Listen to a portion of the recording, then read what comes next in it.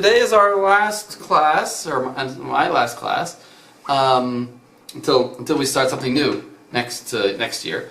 And what I promised to do was something with Sephardi and Ashkenazi differences of Psak Halacha. And so I made a collection of about 10 differences. I don't guarantee that they are the most significant differences. In other words, if somebody thinks of something that's more important that I skipped, I'm welcome to hear that. I just came up with 10 that I found and that that I thought were important. So I'll just go through. Let's start with the first one. The first one is not bar not. What is not bar not? Can anyone remember what's the case in the Gemara of not bar not? It's notain tam bar notain tam. That's right. And you have some hot fish that just came off a sleeve.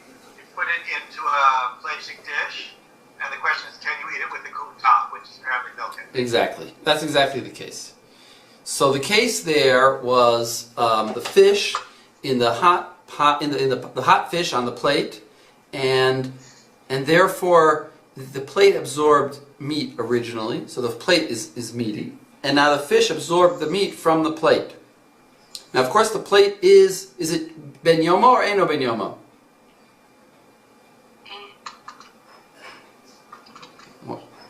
Is the plate ben yomo? It was used that day or not?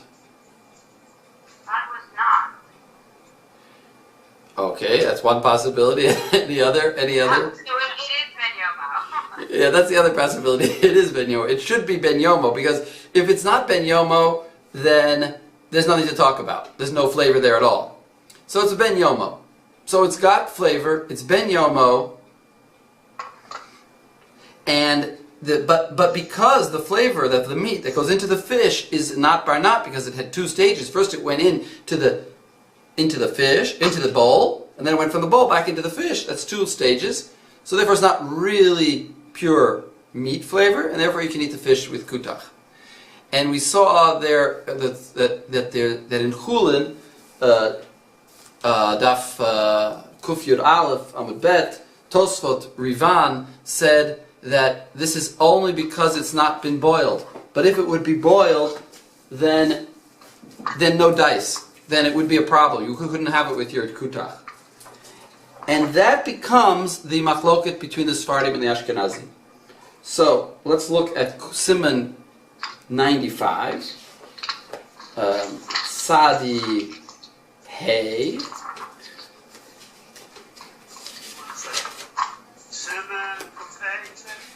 Sadi Hey. 95. Sadi Hey. Sif Bet. Sadi Hey Saf Sif Bet. So this is number one. And it says there, Beitzah shenit bashla b'mayim b'kedera cholevet. So we have bishul now, and it's cooked in water, and it's an egg. Mutter l'teit ota b'toch hatarnagolet afilu lahatchila. So the kedera is cholevet. It's a milchik pot. You cook this egg in it, and now it says you can eat that egg afilu lahatchila with chicken. You can put it inside the chicken. I guess they had a dish where they would stuff a chicken with, I guess, bread and also with eggs, and they would cook it that way. But now this egg is a milchik egg because it was cooked in a pot that was cholevet. Aval im nitbashla b'kedera im basar v'afilu b'klipa asur la'achla b'kutach. But if you cooked an egg in a pot with meat, in other words, you boiled meat and an egg in the same pot, you couldn't eat the egg, even though it had a klipa on it. As the egg had the peel, had the eggshell, you still couldn't eat it with kutach. Okay, fine, that's kind of obvious. But the main point is the first part. He says you can go ahead and eat that egg with meat, even though it's in a milchik pot. Or the reverse. You can make rice. That's my example, because I make a lot of rice. You make rice in a fleshik pot and eat it with cottage cheese. even if the... But is it significant that he says tarnagolet And not what? meat? Meat Oh, as opposed to poultry? that's interesting. No, it's not significant. I mean, la halacha, I hear what you're saying. There's actually a couple reasons we make it here. It's also D'Rabbanan, and also there's water. And we saw that there's some opinions that say that the water acts as another level. But, Another level of what? another level of not. Another level of noten tam. Because it went, in other words, it didn't go directly into the egg. It went into the water, and then from the water into the egg. So there are, and like you say, Gila, it's D'Rabbanan, it's only chicken. So you're right, there are a couple reasons to think that maybe these are the reasons that he's being matir. But that's not the way it's understood. It's understood as, in general, it's mutter, any kind of thing. It could be meat, it could be chicken. And even without the water. But look at the, and I'll tell you, and look at the Ramah. The Ramah says, V'yesh machmirim b'tzliya u'b'bishul. So, Wait, I have not found it. you have not found the place. Sadi Hey Bet. How do you hate pets? Yeah, bet. And now we're in the Ramah. And the Ramah disagreed, the Ramah is being machmir, even though we have, in other words, he wouldn't, even though we have all these reasons to be mamekel, there's water, and it's only the Rabbanan, like Gila said. V'yesh machmirim b'tzliya u'b'bishul. So forget about the sliya for a moment, but yesh, or let's not think about that right now. V'yesh machmirim b'bishul. Le'esor noten tam bar noten tam. And notice in the parentheses, rivan. That's the rivan in that Tosfot in Chulin Daf Kuf Yud Aleph. V'haminhag le'esor l'hatchila u'b'yevid muter b'kol inyan. Okay, fine. So l'hatchila it's asur. So as you can't, what exactly he means, you know, there's what l'hatchila case he's talking about.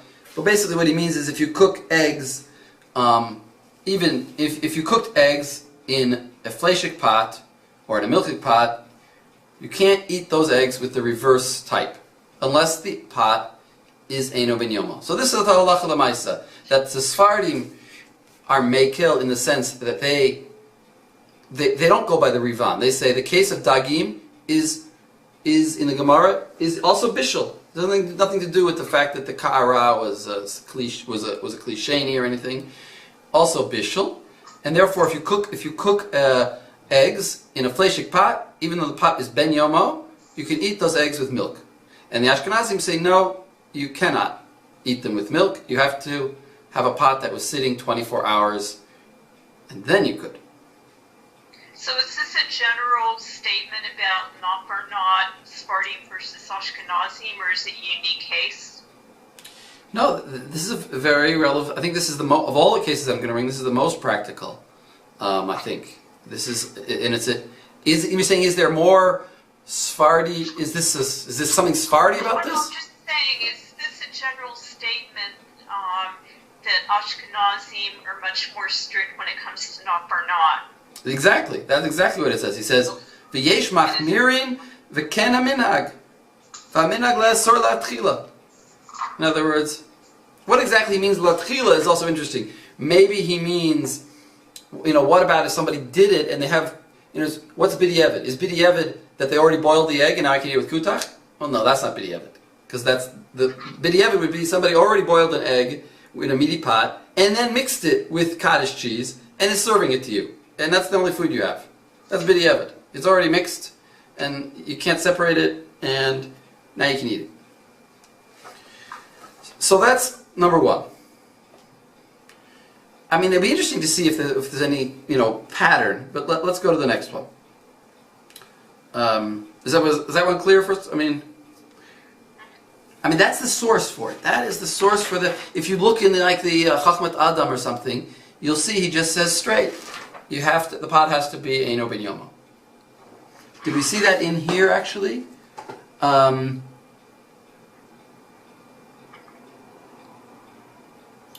Okay, now I'm reading a little bit more. Right, he even spells it out. If you skip a couple lines, it says Rak alu b'kli shel basar mutter. He says the only case that's mutter is if they alu b'kli. In other words, they were hot in a secondary bowl, in your serving plate. Then you could eat them with, as if they were boiled parv, and then you put those eggs on a plate that was fleshik. Now Even though the eggs are very, very hot. even though the eggs are very, very hot, exactly. You boil those eggs in a parv pot, and you put them on a fleshik plate. Now that you could actually eat with your kutach habavli, because that's the case in the Gemara. He's not arguing on that. He's only taking Rivan's opinion that boiling is different.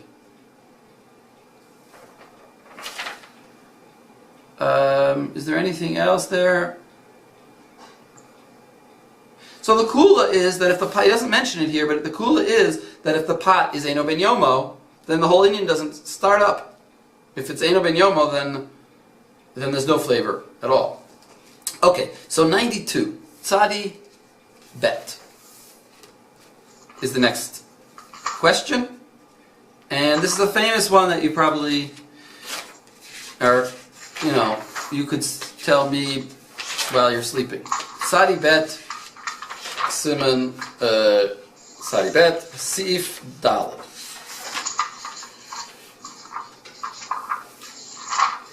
And here we have the famous din of Hanan. Yeah. Okay.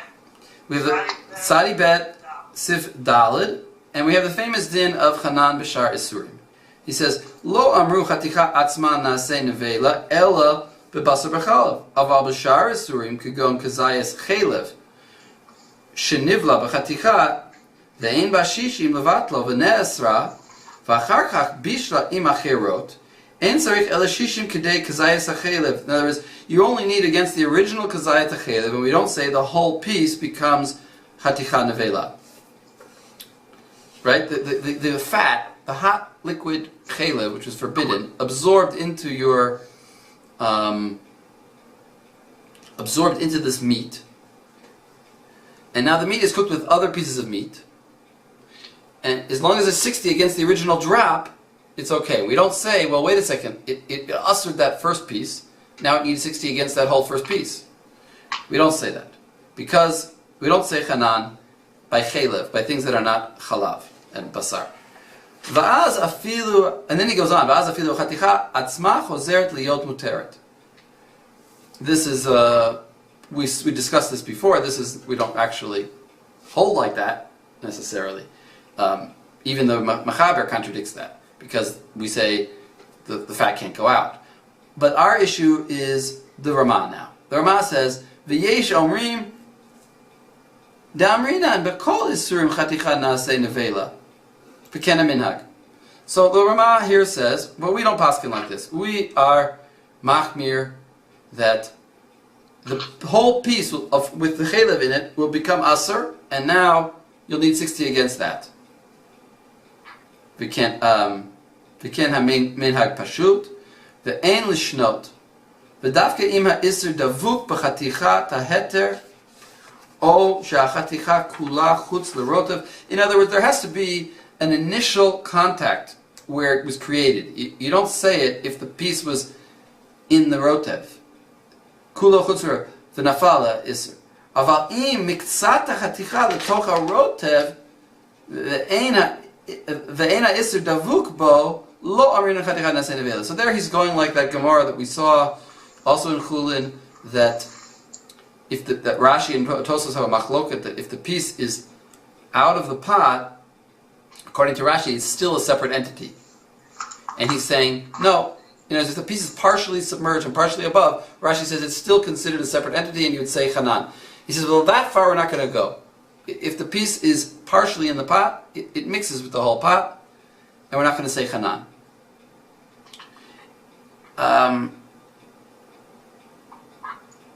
So anyway, here is just the source where we see that the Mechaber is saying you only need against the original Issur, and only by Basar B'chalav do we have a concept of Hanan, and the Ramah says no. And it's a very interesting. The Ramah says that this. I mean, what is the basis? Why is the Ramah saying this? This is a good question. What is the motivation of the Ramah? is this a din d'oraita? Is this the way he understands the Gemara? Is this just to make life more uniform, that everything will treat the same way, whether it's basar b'chalav or Issur? I mean, what do you guys say? Why is the Ramah saying this? Well, first of all, he does have, just play innocent. I mean, he does have Rishonim who say so. Okay, right, he has Rishonim that say so. But So why do the Rishonim say it? so why do the Rishonim say that? Well, the Rishonim didn't say it because they said this is no difference. Basar b'chalav is only the paradigm. It's same for any other halacha. What's good for chalav is good for chalav. I mean, there are two sugyas in the Gemara that talk about Hanan in Chulin, and one is in Avodah Zarah and it talks about Issur, and one is in Chulin and it talks about basar b'chalav. They both talk about Hanan, although I think that the Avodah Zarah one, which talks about Issur, actually is not saying Hanan there, and that there really isn't a good source for the idea of Hanan b'shar Isurim from the Gemara. I didn't find anything. So I think it's just an opinion that's a D'Rabbanan opinion.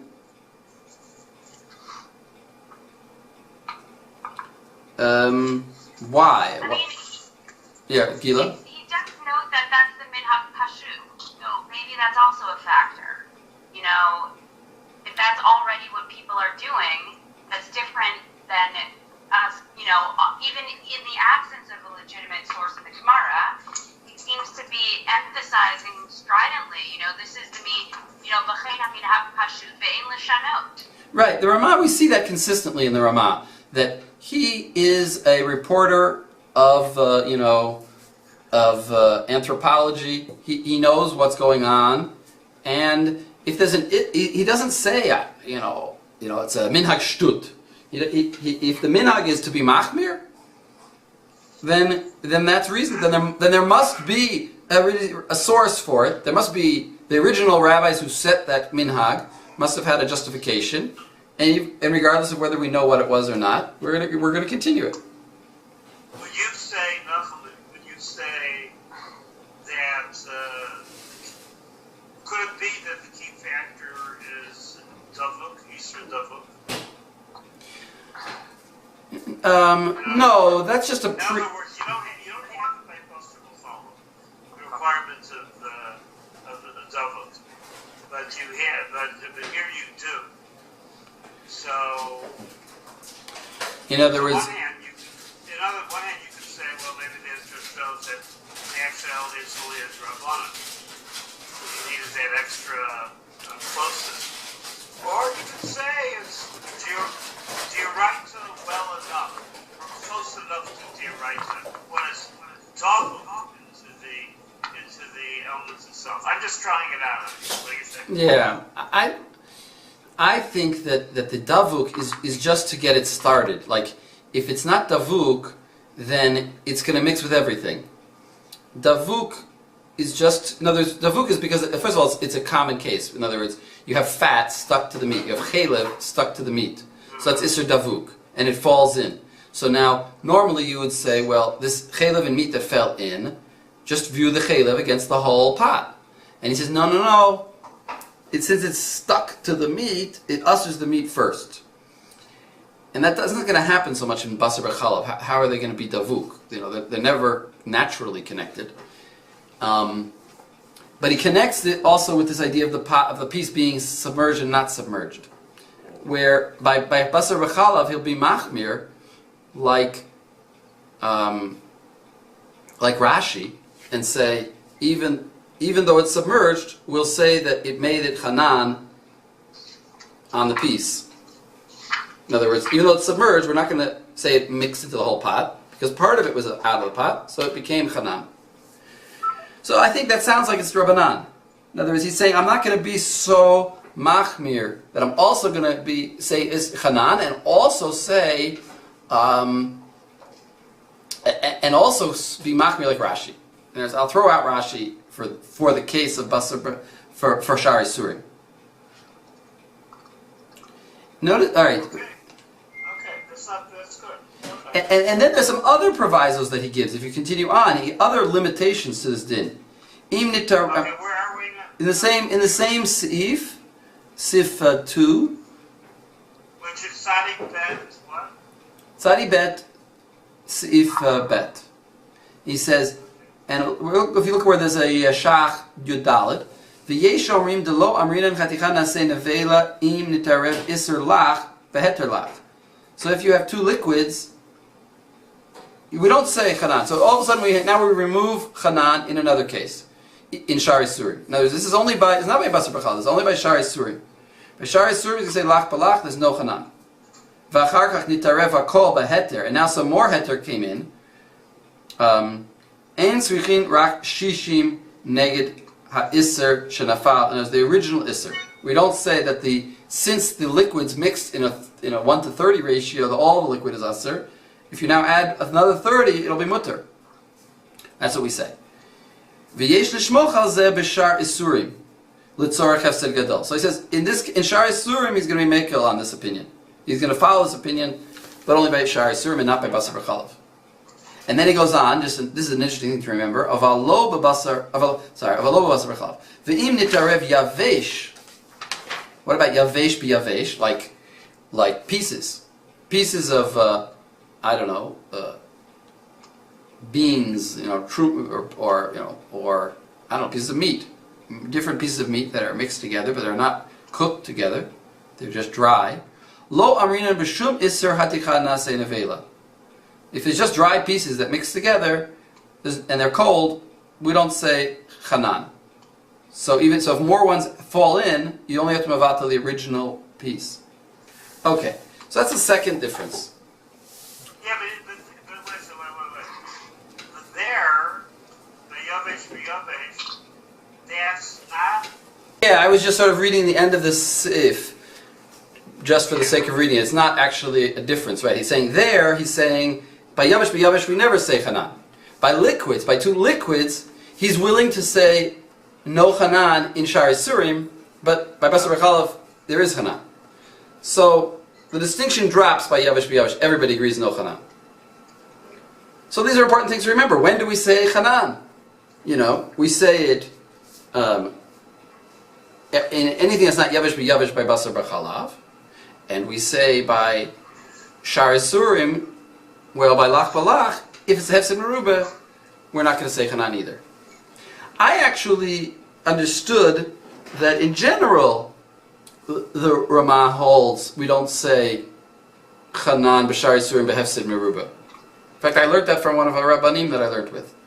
That in general the Ramah does not hold chanan b'shar Issurim behefsed meruba. Here it sounds like he's only talking about lach balach. And if you, in other words, what's not lach balach? Lach balach is two liquids. Lach b'yavesh is the normal case. A drop of blood falls onto your meat. Does the Ramah also say there that it's the hefsed meruba, we don't say chanan? Maybe. I don't see it anywhere, but I heard it from my Rav that I learned with. Okay. I'll leave that as a question. Now I want to go to the question of charif. The charif knife. The cutting the onion with the charif, the onion with the knife, the fleishik knife. So that's siman tzadivav. What? Tzadivav. 96. 96. This is number 3. Number 3, Sadi Vav. Okay, so that's Siman Sadi Vav. Tzadivav, sif aleph.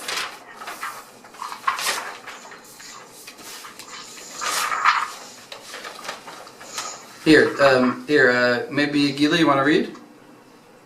Sure.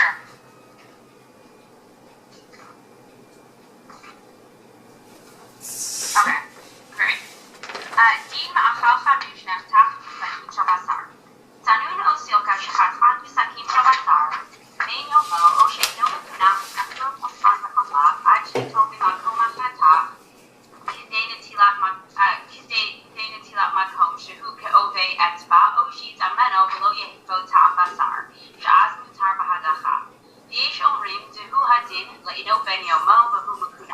Okay, so what did he first? So what did you learn from the Mechaber? Okay, so basically the Mechaber is telling us that if you're cutting a sabun is Snon, right? what? Snon, It's a radish. No, it's a turnip. What is it? A radish. A radish, a turnip. I thought it was a turnip, a radish, or a beet. That you cut with a basar knife that is ben yomo, or that hasn't been properly cleaned. It's asur to eat that radish or other harif item with halab until you remove kedei klip, until you remove some of it, and the shear that he gives for that is the amount of like a finger. Right, kedei netila. Remember, there's three different shiurim that we should remember: klipa, or greda, klipa, and netila. Greda being the least, and netila makom is the most. And here he's saying netila. So he's saying even if it's dirty, you have a dirty knife, or it's ben yomo, all you have to do is remove netila, and you can use the rest of the onion. This is a din that makes a lot of sense. How much flavor is going to go from your knife into this onion? You know, a finger, cut off a finger, throw away a finger of your onion, and use the rest of it. What's the problem? Right. I mean, it also just depends on how you cut the onion, right? If you're dicing onions, then... If you're dicing onions, then the kedei netila will be the whole thing that you have. You won't be... It's impossible. Right. But if you cut... It's just like when you wake up when you realize what mistake you've made. Right. If you've already diced them, but if you cut the onion in half, you cut the onion in half, and now you use half the onion, and the other half you leave on the counter, and a day later you come and you don't remember if it's milchik or fleshik, so you take a parv knife, cut off a netila, and you use it for whatever you want. And it sounds really good. Right? I mean, I don't know, if you save your half onions. I save my half onions. As one ought to. So, but then he said, alternatively, you could also taste it. and then he says you should yitamenu, which remember this for a little for halacha 5 that we're for the case 5. Here he's saying yitamenu. The Ramah doesn't disagree, or does he? I mean, we don't see the Ramah disagreeing. Yitamenu. Remember, the Ramah said we don't rely on an akum, but what about relying on a Jew? Here it's just meat flavor. Yitamenu. Take a piece of the klip of that netila that you cut off the onion and taste it. Does it taste like meat? No. Then eat it. Then mix it with your milk. And to be fair, I mean, also this is not only that it's a Jew, but this is already like a secondary Issur, right? The Primary Issur. Because it's not barnat. Right, meaning you're now invoking before when we saw about the kfela or whatever, tasting an item with meat. This is already just, this is a kli, not the actual meat, right? Before that was like. Well, it could have been a dirty knife. He says it could be eno mikunach. That's still different than. All I'm saying is there seems to be another factor here where there's a willingness to. Well, the point is, I think no. I mean, the point is, it's heter. You can taste it yourself because it's just meat. It's not treif, and it's not basar b'chalav. It's just, is this onion meaty or not? So he says you can taste it. Okay, but he still requires hadacha. He still requires you to wash it off. Okay, then he brings this din, which sort of spoils everything. V'yesh omrim dehu hadin le'eno ben yomo v'hu mekunach. That it's also true if it's clean and at 2 days old. Now this is a halacha, but he doesn't paskin like this halacha. He just mentions it. His halacha kastam. So he's not paskening like this necessarily. He's mentioning it, but he's not paskening like that. We'll go on, Gila. Okay. The imona kame has kedeged tilat makom, v'gam lo ta'amam, v'ashlam b'chalav, tzarich shishim kneged mashna game hasakin bahem, v'hu hadin l'chatzchan b'sakin shal goy. Okay, so then he says, let's say you only realize after the fact and you've already cooked it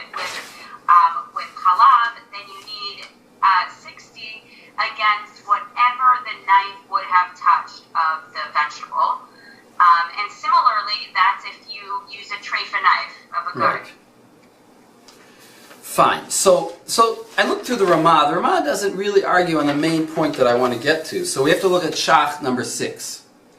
So look at Shach number 6. I think it's not too long. Am I right? Sure, it's not long. It's not long. So look at here. So Gila, read Shach 6, because we have this din where the Mechaber brings this din, V'hu hadin la'eno ben yomo, v'hu mekunach. And that's the halacha as we know it. As we know, before you came to this year, probably you knew that you have a knife that's that's fleshik, and been sitting for 2 days clean, it will still impart fleshikness to your onion when you cut it. And that's what he brings as yesh omrim. And so read the Taz on that. I mean, that's the Shach on that. Okay, the Shach, okay.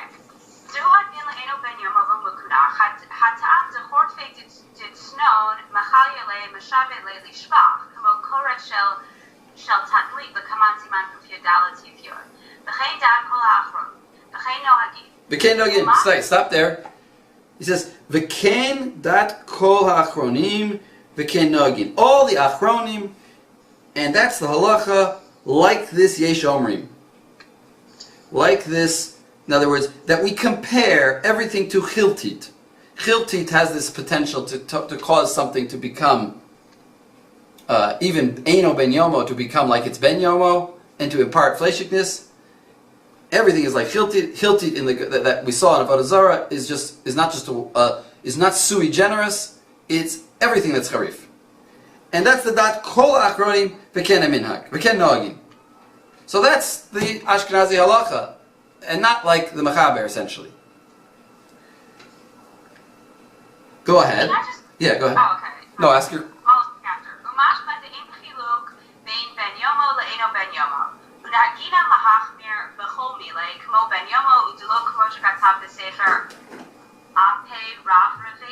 What is that? I don't know actually. Apei Rav Revei. I've never heard of that. Okay. The corner mouse, is that working there? Sorry, I was distracted for a moment. Apei Rav Revei. Yeah. Can you enlighten us? I can't. I'm just listening to those two words. Yeah, Apei Rav Revei. So Interesting name for it's a nice name. So go on. Okay. That he holds De'eino ben yomo.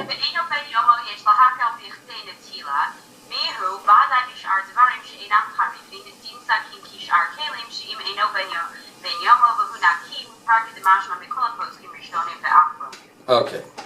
So you want to say something, Gila?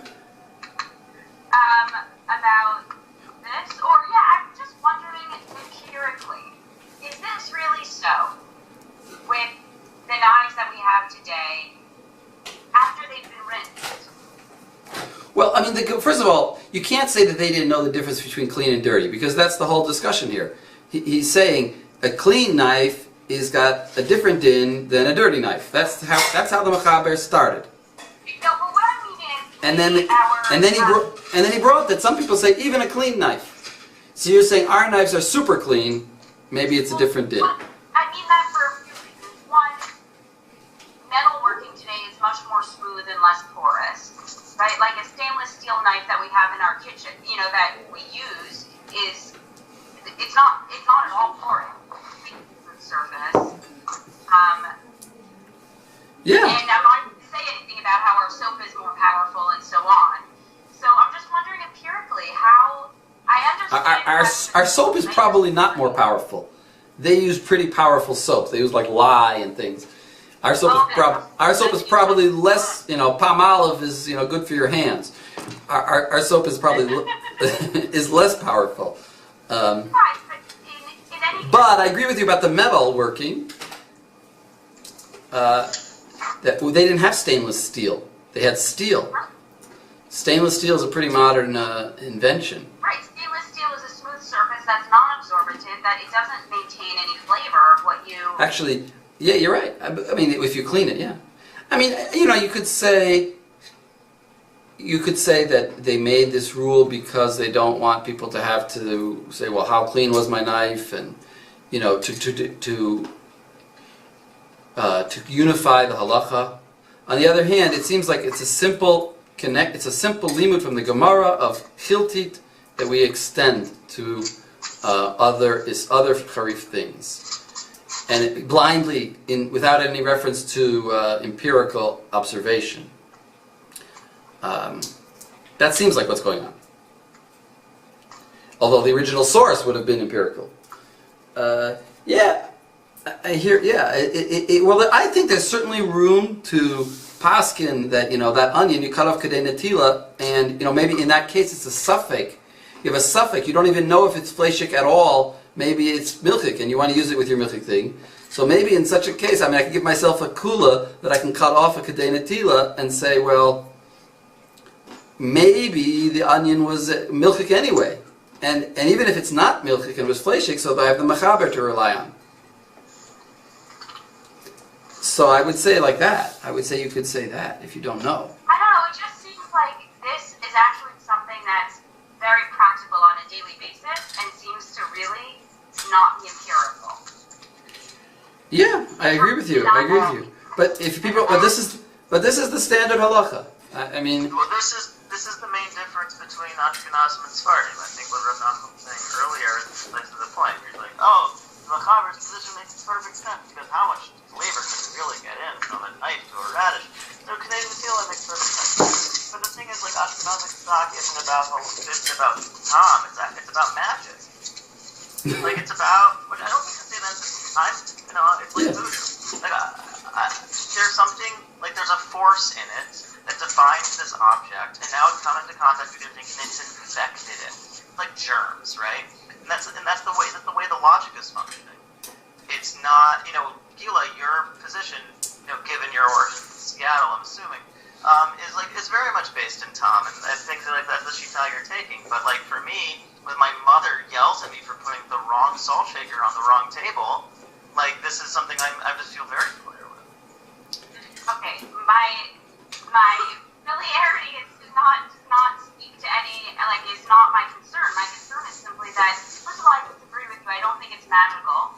I do think there are metaphysical elements, but they're certainly in the Rabbah throughout all of our learning quite clear. I don't think literally magical. I mean, like the logic.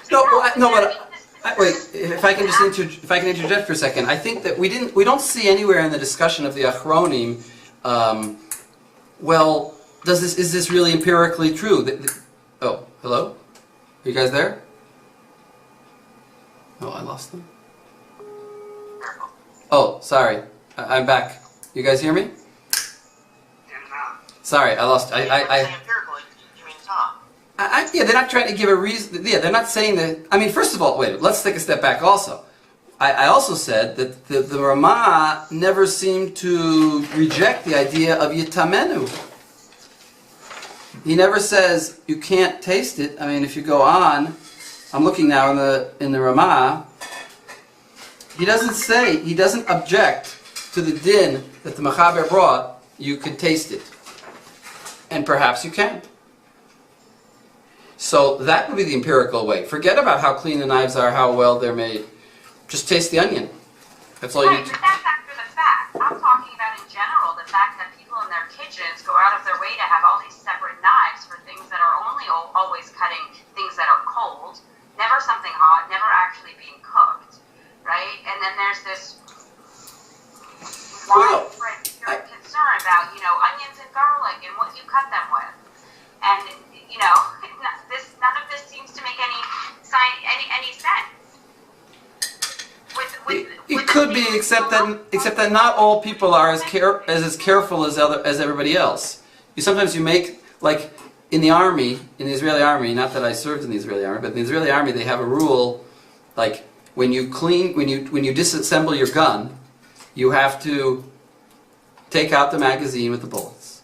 You have to stick your finger in the barrel to make sure there's no bullet. You have to look there's no bullet. You have to cock the gun a couple of times and make sure if there was a bullet there, it came out. Then you have to point it at the ground, some distance away, and pull the trigger. you're doing about 10 different things when you already are sure that there's no bullet there. So they are saying, because not everybody is as careful as everybody else. So sometimes you make a rule, if you're going to promulgate a general rule for all types of people, regardless of how careful or absent-minded they are, you come up with a pretty strict rule that will cover every type of person. Even though for some people, these rules are exaggerated. Okay, I mean, first of all, the fact that the military uses rituals that also seem like they belong in religion, I mean, that seems like we're stating the obvious. That's how nationalism works. But no, you use ritual to make sure you don't shoot yourself. no, but it's also it's an exercise. It's a practice. But they're trying to unconsciousize checking your rifle to make sure that nobody discharges around. I don't know. I think that's practical. You're always turning to the metaphysics of things. I mean, I think this is a way of also instilling ritual and practice. But in any case, this is. Well, my point was just that sometimes rules are exaggerated, but that's to prevent an unusual case. Principles that are, like we say, stop kalim and b'nei yoma, right? But if we wanted to be careful, so the fact that we make principles to prevent people from doing things, sometimes that leads to kulos, right? So.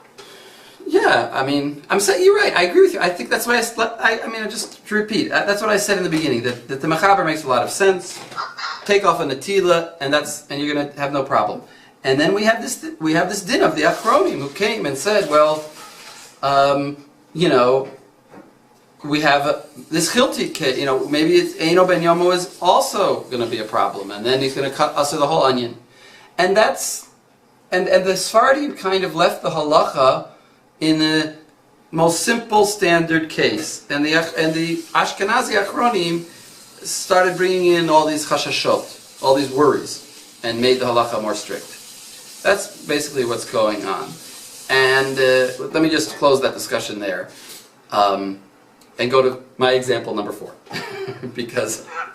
Before I have a small comment since the last session, there are certain activities that are associated with transit. I think not only in halacha, but in our own mind, or in the general mind, creating the general mind, the general cook, the general person who partakes. And one is that friction has imparts something. That's called the sakina in halachic language, or that something which is davar harif and garlic, all that usually imparts something, and cooking usually imparts. The fact that modernity wants to say we have now created items that are impervious to the normal common sense notion that friction, cooking, pungency, or the pungent,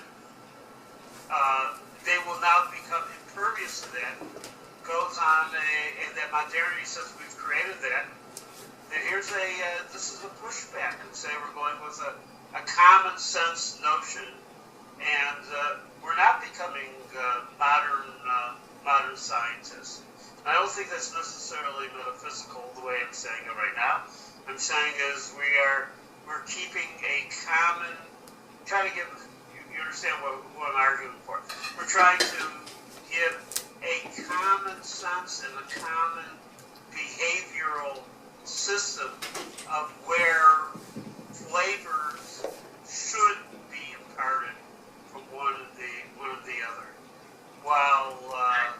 While this becomes a crisis of faith for not just moderns, but for moderns like a member of the an Orthodox Jewish scientist, this will become a difficulty for her or for him, because it really doesn't impart anymore, and we really have created something which is impervious. us and saying, we don't care, we're going with the common sense idea. Okay, that's what I want. Does that a practical? No. Yeah, just set No, straight. the rise of carbon steel knives, again, sort of they went out of fashion when stainless steel came in. The carbon steel knives, unless you wipe them down after almost every cut, they develop a patina, they corrode, they become pitted. So maybe there is some sort of idea there. Have they come back?